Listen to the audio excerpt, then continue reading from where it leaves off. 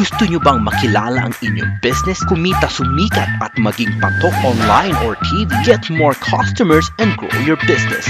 Advertise now. From the studios of Litter News Philippines, Errol Dakame of Kamao Asset.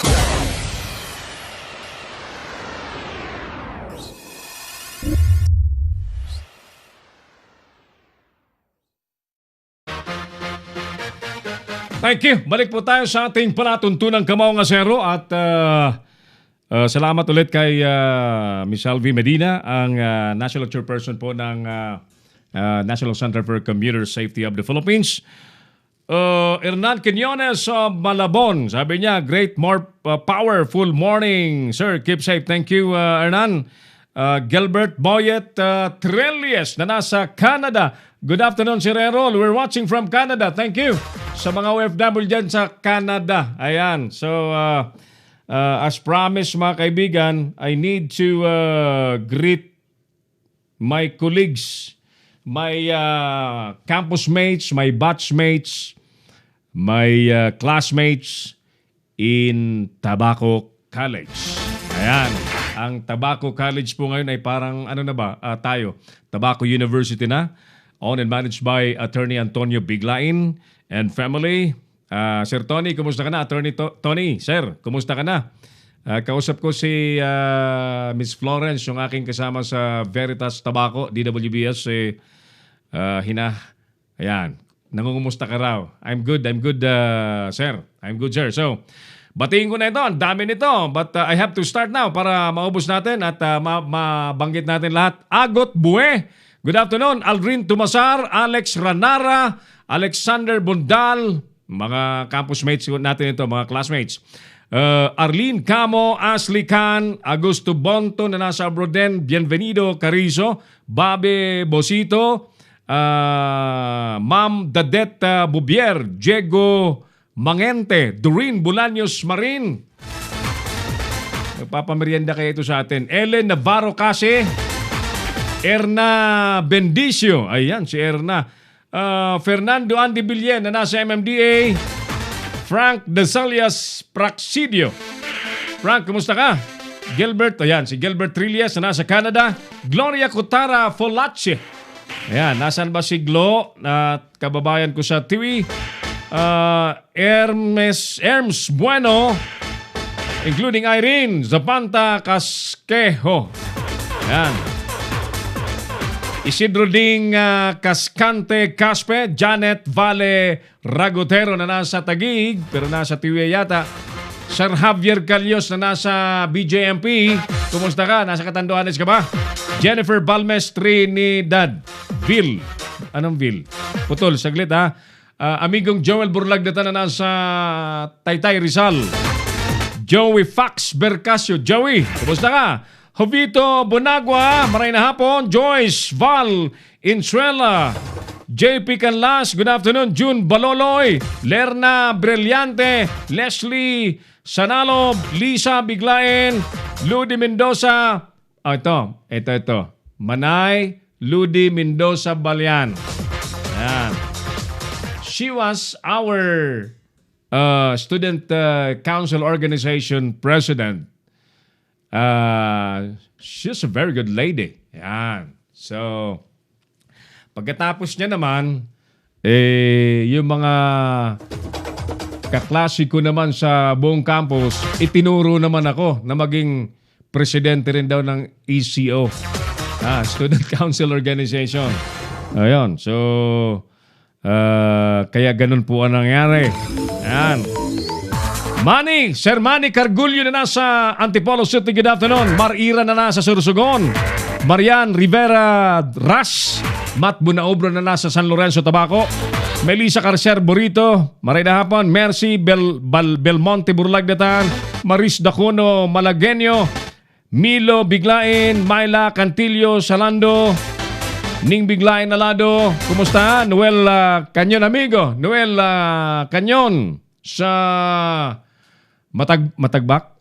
Hindi. Bantayan ba si Noel? Bantayan, Tabaco Albay. Noel Ses, Noel, ayan, Ramil. Si si Atty. Ramil Batalya. Yan. Raymond Bonto, Rebecca Bungay Baloloy. Tell them na pinagbabanggit na natin. Baka hindi sila nakapanood. Regina Acabal, Roger Calisin, Sidney Camo, Tom Kamata, Vicente Vilangel, Vilma Sepres Burlagdan, Wilson Candido, Yeng Bilolo Bino, and yung Cha Binea. Okay, wala na ako nakaligtan ha. Wala na akong utang.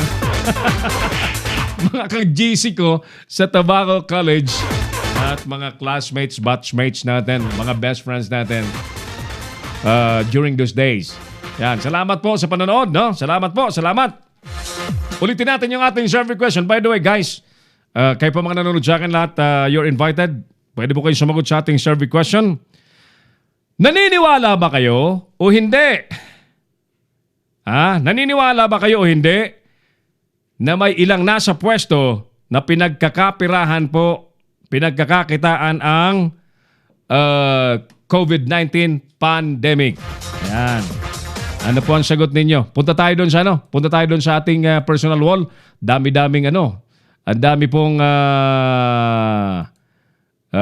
nag-react maaga pa. Jabe Sol Ramos sa Santa Cruz, Zambales. Thank you. Good PM, tumawag po ba sa'yo si Francis Leo Marcos? Sabi ni Nolan. Hindi po nagre-reply sa chat. Hindi Nolan, hindi. Hindi tumatawag sa akin. Okay, di pa Nolan. So, dito na lang ako sa mga reactors. Sa ating tanong, naniniwala ba kayo hindi na may ilang nasa pwestong pinagkakakitaan po ang COVID-19 pandemic?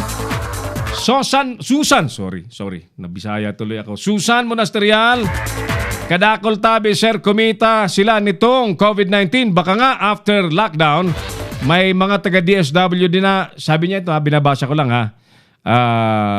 baka may after lockdown, may taga-DSW din na nagpa 5-6 sa negosyo.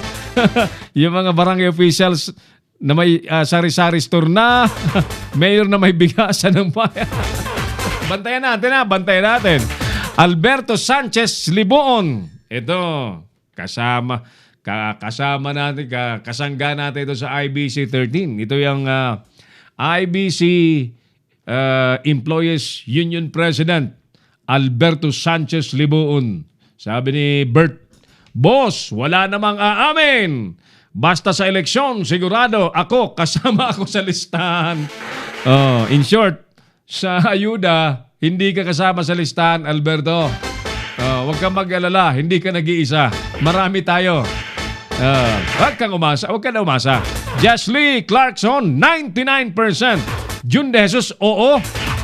Louis Estrella, naniniwala ako. Lina D, super oo. Po, naniniwala po ako. Jubileas sa konsulta, oo naman po. Dahil madami ang kurap umpisa sa tanod. Angelito Ara Alvarez ng Nueva Ecija, magpabayad na ako kang boto ko tadakol sindang kwarta.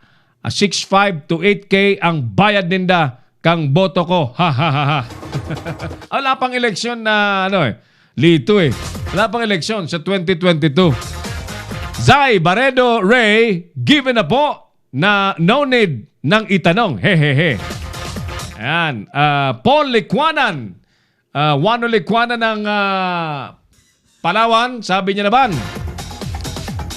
number 1, DOH. Thank you, Paul. Ito, station manager ito ng radio station sa Palawan, si Paul, kaimigong Paul. Butch 24 dyan sa Caloocan City. Ano yan sabi niya? Ginawa nilang negosyo si COVID. Tataba ng utak pagdating sa pera. Ang eng-eng na yan, itatanong pa ba yan? Ayan. Para bagang kailangan pa bang itanong? Gloria Costocamo, Manay Gloria, Manay Oya. Hindi po natin alam, sir, bukod tangi sila ang nakakaalam. Oo nga, tinatago nga Di ba yung napag-usapan natin dito sa program last Friday? Yung kapitan na nagpasikat dyan sa Tarlac na gusto lang makita ng isang residente yung listahan ng SAP, akala mo may gera yung reaksyon ng kapitan. O yun, inireport na natin sa DILG. Bahala na si DILG, tawagin siya at pagpaliwanagin doon. Yung siya po'y ikukula, isasabon at babrasan, bahala ng DILG. Esther Bosquit, yes, madami ang nagsasamantala. Jeric Penson Bahakan, yes, marami. Diyan ang pinagkakakitaan ang pandemic. Dindo Kachula Dabuet ng Palawan, Coron Palawan, and Jan de Leon, Valenzuela City, Arbor Town. Dati ko itong kapitbahay. Mabagal pa mang bumalik ang karma, pero sigurado, hehehe. Yan.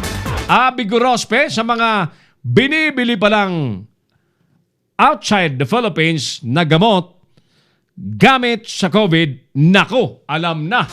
Ayan. Jesus Muntok ng Nueva Ecija, in times of crisis is where the biggest corruption happens. Thank you, Jess.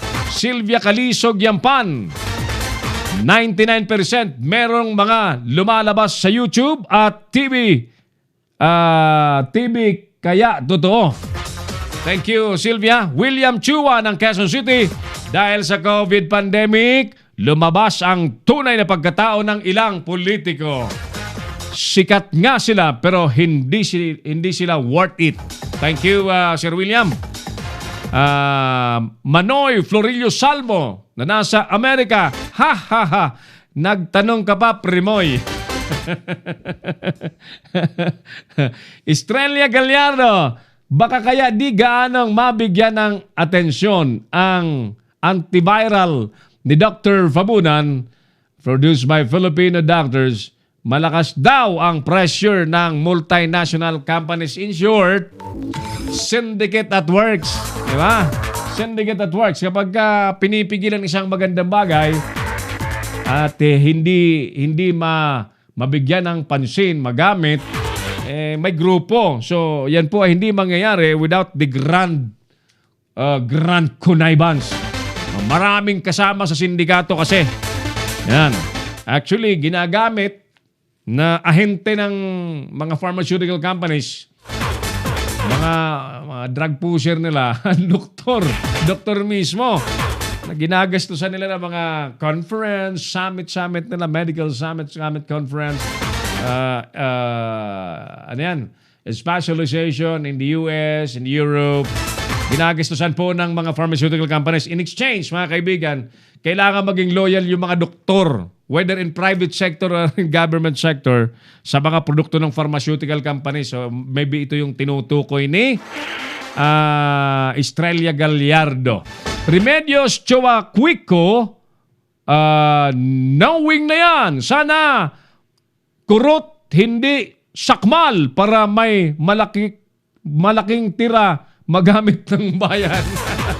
Ang ibig sabihin, wag namang ubusin.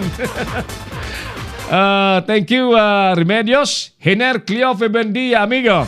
Walang duda, meron. Amigong Jigs Duncan ng May Kawayan, Bulacan at taga United Nations.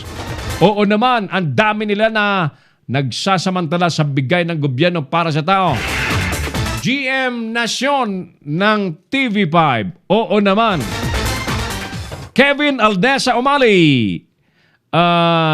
Kadakol Manoy. Ibig sabihin sa Tagalog, marami po, kuya. Yan. Rain Hanson na nasa New York. Rain, nasa New York ka ba? Nako, baka pagkatapos ng lockdown, marami dyan ang makakaluwag-luwag. Bantayan natin. Mama Huosis, a.k.a. Yuli Legson sa Giginto, Bulacan. Oo naman, madami sila. Bernard Menyosa, naniniwala po ako. Rodel Bagay, sa kaharian ni Yorme Isko. Oo naman, kaya nga araw-araw ang advertisement sa telebisyon, sa media, bilyon ang usapan dyan. Bakit? Hindi ba kayo naambunan? Arsenio Gatos na nasa US din. Ka-Errol na kami. Here's my thinking. Kapag ka may problema, there are opportunities to do some business, to make money, advertise yourself, your product or services, or create another problem to give other opportunities. So answering your question, malaki at maraming possibilities. Remember the power crisis. The cost, kulang sa electricity. The opportunity is small to medium generators, gensets were selling like hot cakes. Agree, Tito Sem. Ilang minuto pa tayo? 6 minutes more in our program. Belya Belya. Sigurado yan, sir. Pastor Bobby Brimon. Pastor, Doc Bobby, kumusta ka na? Sabi ni Doc Bobby, 100%. Ayan, 100%. Dario Hardin Garcia, positive. Yung mga government agencies na humahawak ng malalaking budget, ayaw nilang matapos ang COVID-19 kasi pinagkakakitaan nila yan. Yan. Magkakaalaman naman yan. May COA naman, di ba? Sana hindi takutin yung COA.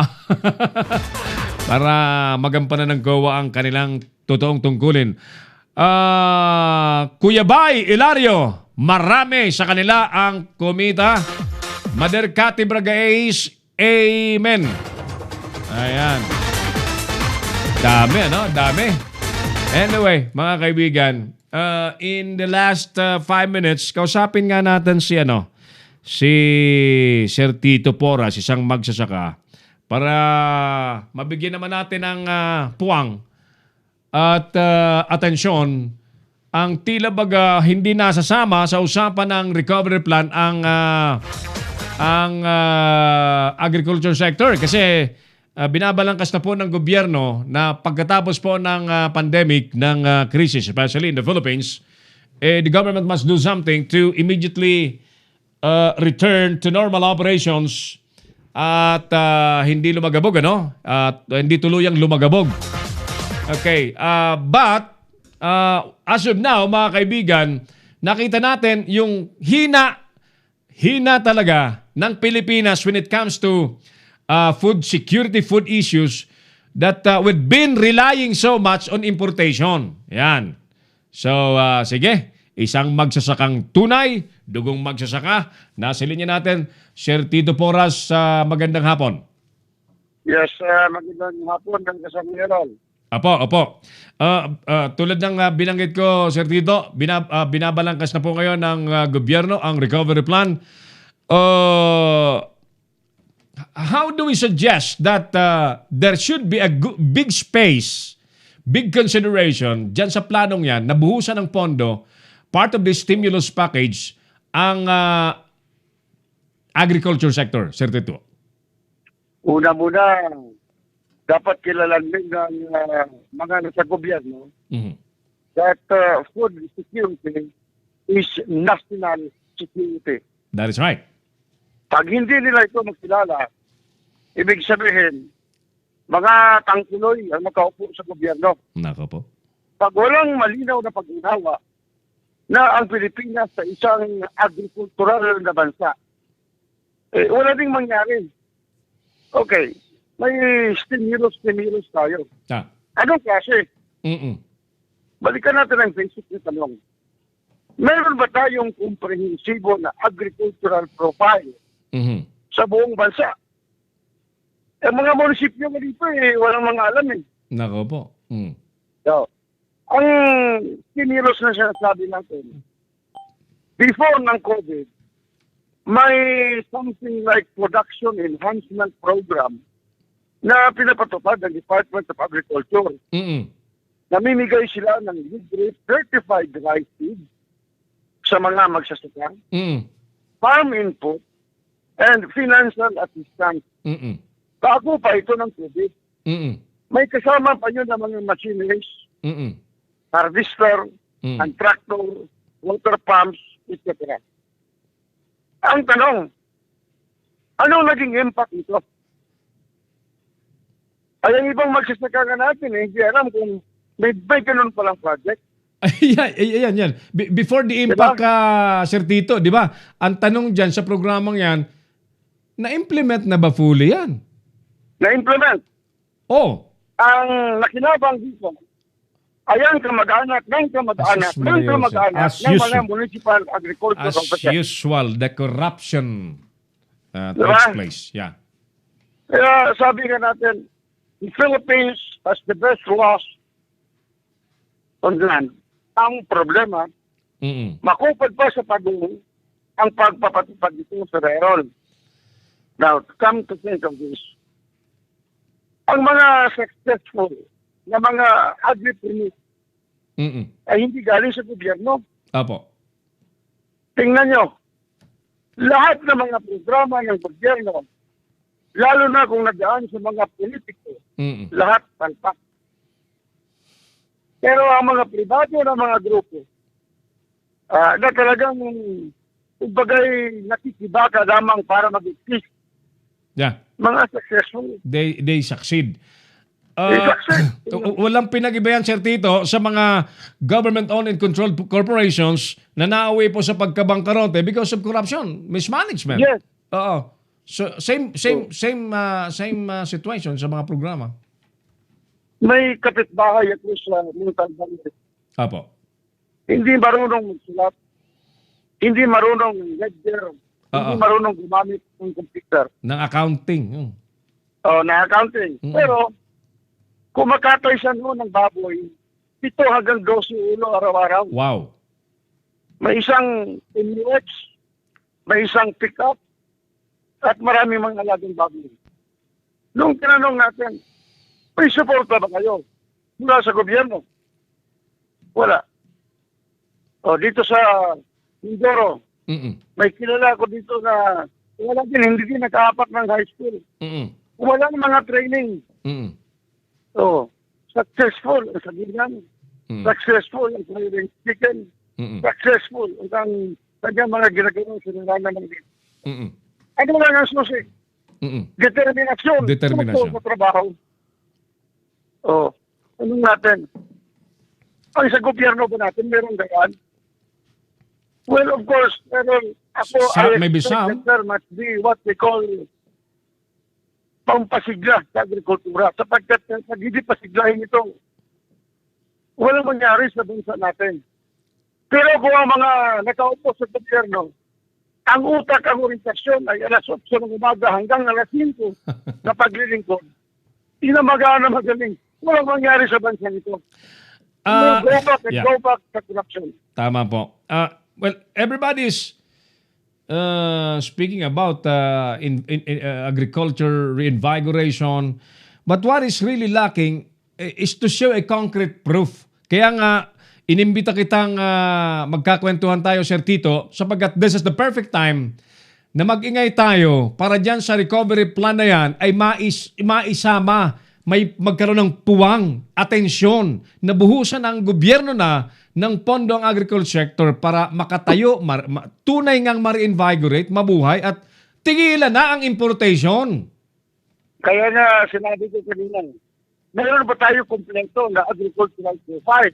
Sa profile Kasi pa pag lang. sinabi natin na kompleto natin profile sa larangan ng agricultura, Yeah. alam natin saan ang problema ng farm to market road, Yeah. saan ang problema sa irigasyon, saan ang problema sa itong unuman. Yeah. Di ba? Tama. Kagaya dito sa Mindoro. I don't know kung anong klaseng utak mayroon dito ang gobyerno sa Mindoro. Mm. Ma-run out ng alas 6, mabalik ang kuryente 4 na oras, That's just, kumawawala ng 6 na oras. paano ka magiging productive niyan pagka ganyan? Yan, yun na. Although, of course, nabanggit nito ni Secretary Roque sa isa sa mga press conference. Mm-mm. But yet, ganun pa rin. Patay hindi pa rin. Mm-mm. Mm-mm. So, basic talaga. Gusto natin paunlarin ng agrikultura, go back sa basic. Back to basic. That is right. May mga elemento lamang, Sir Tito, no, na kailangan talagang bigyan ng attention, like even farmers has their own land to till, pero yun nga, pagdating sa suporta ay hindi makita from the government side, kailangan talagang mag-introduce na ng makabagong formula na may puso, like yung hindi lang pautangin kita ng ganito, bahala ka na. O tapos si magsasaka naman, may mga anak nagkasakit, nagtituition yung pinautang na gamit na sa iba. Dapat nga talaga may synergy ang governance. That is right. That is right. Hindi lang basta na pinutang mo, isoldado na ang problema. That's right. Hindi po binigyan mo ng 5,000 na amelioration fund, ayos ng buhay. Wrong. Ito. Ano sabi ng Chinese? Huwag mo sila bigyan ng isda. Turuan mo sila ng isda. Yeah. Yeah. Sigaw tayo ng sigaw. Go back to the province. Balik probinsya. Mm. Ano gawin nila dito? Magtumit. Ha? May mga nag-try na nga dati, Sir Tito, na ayan, ganyan. Kwan. So, because of lacking some elements in the program, it failed. So, kailangan this time ay makita na yan at makumpleto nang sa ganun ay itong perfectong pagkakataon na ito. This is the perfect time, Sir Tito, to implement all good programs.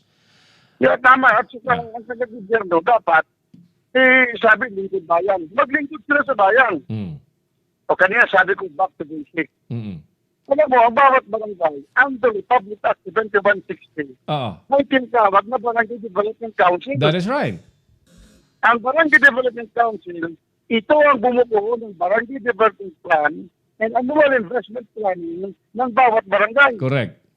Identified dito ang lahat ng mga pangangailangan ng lahat na sektor at grupo sa isang komunidad. Yeah. Kinamaan ng maganda. Sinisunod natin ang kagustuhan ng mga bulok ng mga politiko at congressman. Hindi yung gusto ng taong bayan. Namatay na si Nino Pimentel. Sabi niya, we must have empower the people. Participatory governance para maging malinis. Mm. Participatory ng mga kamag-anak ang nangyayari. Mm. Kaya wala tayong pag-unlad, Sir Enron. Ayan nga. Barangay assembly nga lang sila tinatago pa. for whatever reason obvious na siguro merong ayaw ipakita sa tao. So how can the people cooperate and participate? Tama. Oh, tama. Yeah, okay. So ako ay tulad mo, nananawagan tayo na habang binabalangkas po itong recovery plan, please, kayo po mga nandyan sa bahagi ng committee yan sa gobyerno, bigyan nyo ng attention ang agrikultura because if you do so, you will create a stronger middle class. Yan ang naging sikreto ng China. Bakit umunlad ang China? Binuhusan nila ng pondo ng atensyon ng agrikultura. O ngayon, di ba? Nasa China tayo nakanganga, naghihintay ng... Ang binubuhusan natin ngayon, ang purpose. Sus Maria Josep. Unproductive naman to. Wala naman tayong tungkulan. Sir Tito, mga kaibigan, si Sir Tito Porras, formerly, he is a swine producer sa Montalban na tinamaan po ng African swine fever. Naubos po yung kanyang mga baboy na sinlalaki po ng kalabaw. But Sir Tito is a virtue of perseverance. Tinamaan po siya ng kalamidad na gano'n na talagang naubos. Bilib ako sa mamang ito. What he did ay lumipat po siya sa Mindoro. And he successfully started a free chicken farm na ngayon ay nakikita ko na sa Facebook na ang saya siya ng tingnan. Can you tell us some stories about your chicken farm, Sir Tito? Yeah, right after tinamaan kami ng African swine flu, sabi ko sa mga anak ko, fallback tayo, fallback. Naputol. Kausap po natin si Sir Tito Porras. Ito rin pangulo ng Montalban Bonsai Society. Siya rin ay very active doon sa swine production. Na tinamaan po ng, yung African swine fever na sinasabi po ng marami, galing din sa China. Meron pa sa Pilipinas, nananalasa po patuloy pa rin nananalasa ang African swine fever. Hindi pa tapos, sumabay na po sa COVID. Balikan natin si Sir Tito. How did you do that, Sir Tito, na parang hindi mo naramdaman Parang isa tingin ko immediately, nagkaroon ka ng transition from swine production to free chicken farming nang parang hindi ka nasaktan. Ano yung sikreto mo? Determinasyon lang, sir. Determinasyon. Puso sa pagmamahal sa pamilya at komunidad. Mm-mm. Actually, hindi kami lumipat. Hindi, parang expansion na rin ito eh. Okay. Yung maliit namin na savings mula sa swine breeding, Opo. kabili kami ng kunting lupa dito sa Mindoro. Opo. Matik, tinaniman namin ng saging, lakatan. Mhm. Mahigit din ito 300 puno. Ngayon, halos nabumunga na lahat. Wow, very good. Congratulations. Nung nag-lockdown na nga, it was almost 2 months ago, nakatanim na kami ng papaya.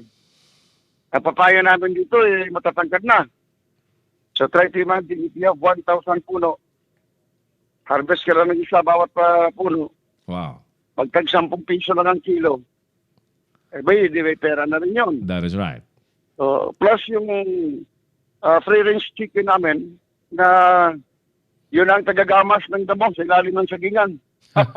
Ang galing, ang galing. So ibig sabihin, kung may tama lamang na direksyon ng Department of Agriculture at ang puso ng mga naglilingkod sa local government unit ay Apo. suportahan ng mga magsasaka, sir, walang Imposible. duda, uunlad tayo. That is right. That is right. Dito nga ngayon sa amin, sa simple payak namin na pamamaraan, tumutulong din kami sa ibang mga farmers. Tinuturuan namin how to manage free-range chicken. Then nagpapa-upgrade sila ng mga manok. Mm-mm. Binabahagi namin ng mga tandang namin dito. Gratis. Very good. Gratis. Very good. Any words? Kasi, Yeah, go ahead. Ang agrikultura, sir, hindi ito kompetisyon. Yeah, Ito ay kooperasyon. that is right. Sir Tito, any words para po sa ating mga kababayan na medyo nagugulumihanan? What's gonna happen after COVID-19? Maraming nawala. Ano pong advice po ninyo? Tiwala lang, mga kasama. Tiwala lang. Tuloy lang ang laban. Huwag tayo umasa sa rasyon. Kumilos tayo. Kung may lupa, kahit sa paso lang nga, pwede ka magtanim ng talong. Sipag. Salamat, Sir Ero. Very well said, Sir Tito Poras. Farming advocate. At kaibigan po natin na nakakaintindi po sa tunay na essence po ng agrikultura sa ating bansa. May humahabol pa ba na mga reactors tayo? Where are we? Yeah, let me get back to... ayan, sige. Naniniwala ba kayo o hindi na may ilang nasa pwesto na pinagkakakita ng COVID-19 pandemic? Yan. Let's get back to our main issues for today. Sa ating global COVID-19 update, 3.5 million katao na po ang infected. 1.1 million naman ang gumaling na. Sa Pilipinas, mahigit 9,000 na po ang nahawa. China, balak pong panagutin ng Estados Unidos sa coronavirus outbreak. Libo-libong Russians naman ang tinamaan ngayong araw ng coronavirus. 3 barangay sa NCR top-notchers sa COVID-19 cases. Isa sa Parañaque, isa sa Mandaluyong, isa sa Quezon City. Yan. Sa Parañaque, Barangay San Antonio. Sa Mandaluyong, actually number 1 yung Mandaluyong, Addition Hills.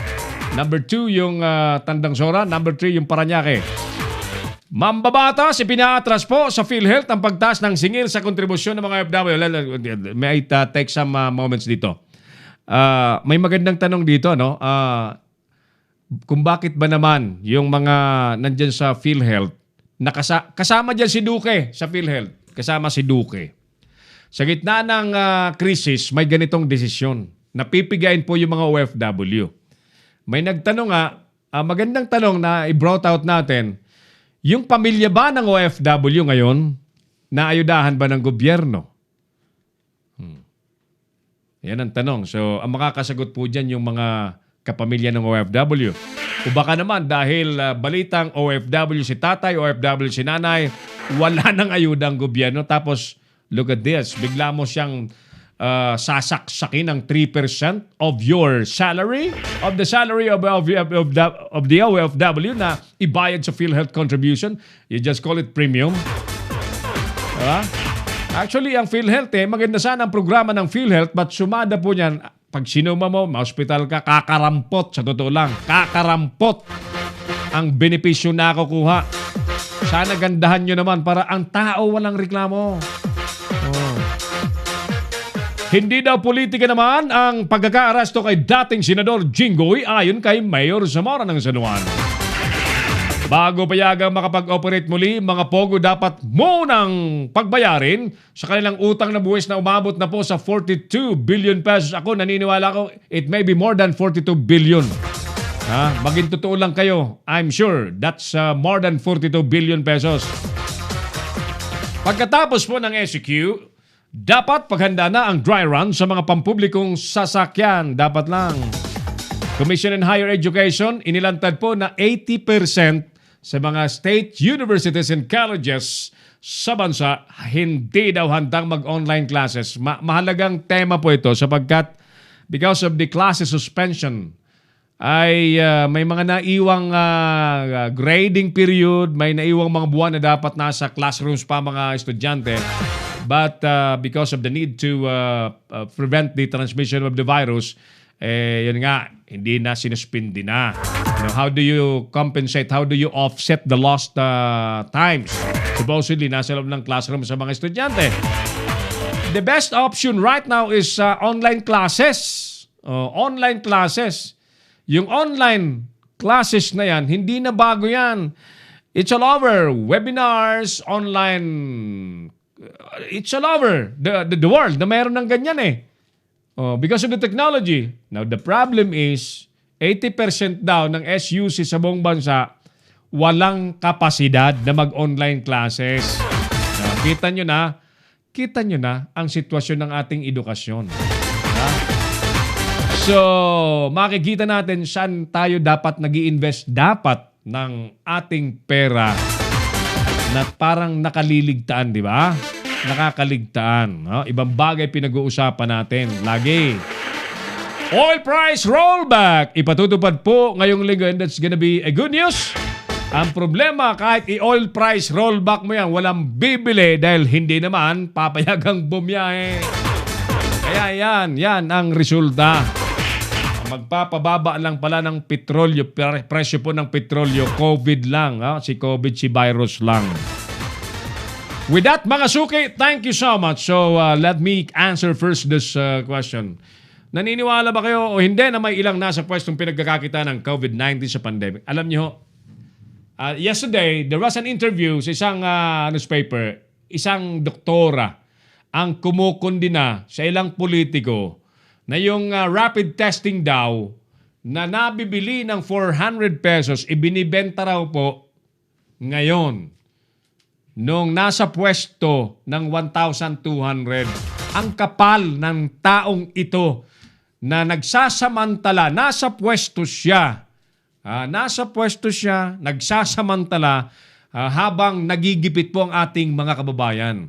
Habang nasa bingit ng kamatayan ng ating mga kababayan, itong taong ito na tinutukoy ng isang doktora na in-interview ng newspaper kahapon, ng publication kahapon, nagngingit-ngit.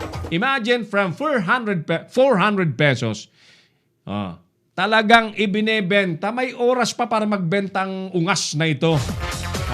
Sobra-sobra ang patong. Pinagsamantalahan po ng todo. Sana yan ang tamaan ng virus para dyan niya gamitin lahat ng testing, rapid test facility niya yan. Isa yan. But I'm encouraging COA to work hard. COA, work hard. Bantayan nyo ang kabangyaman. COA po ang kakampi dyan eh. Ang kakampi ngayon ng against corruption. Supposedly, COA, Ombudsman, Sandigan Bayan. Sana hayaan nating magtrabaho ang mga yan ng honest to goodness. Nang sa ganun ay nabibigyan protection po ang kabangyaman ng publiko, ng taong bayan. At hindi dapat nagsasamantala ang ilan sa panahon po ng kagipitan ng bayan. Nandyan po kayo para maglingkod, hindi para magsamantala pa sa pansariling kapakanan ninyo. Mga ungas na nagsasamantala, kung sino man kayo, ungas ka. Yan, kung sino ka man. With that, mga suki, thank you. Alam pa rin ang ating co-pilot Early Kudakame under the supervision of Creative Director Mark Anthony Reynoso. sa ating Pinoy Extreme Channel. And siyempre, si paring Oliver Licop, ang ating Operations Head. Pinoy Extreme Channel side, Lawrence MJ, sino pa? Bal San Pedro and Company. Sa SISUP, Systems Operations Group natin sa Pinoy Extreme Channel. Thank you. Paring Renan at paring Norman Castillo. Thank you. Mga kaibigan, ako pa rin ang inyong kamaong asero. Si Errol na kami. Maraming salamat. God bless, Pilipinas. Inyong napanood ang mga batas na banat ni Errol Nakami sa Kamaong Asero. Abangang muli dito sa Little News Philippines.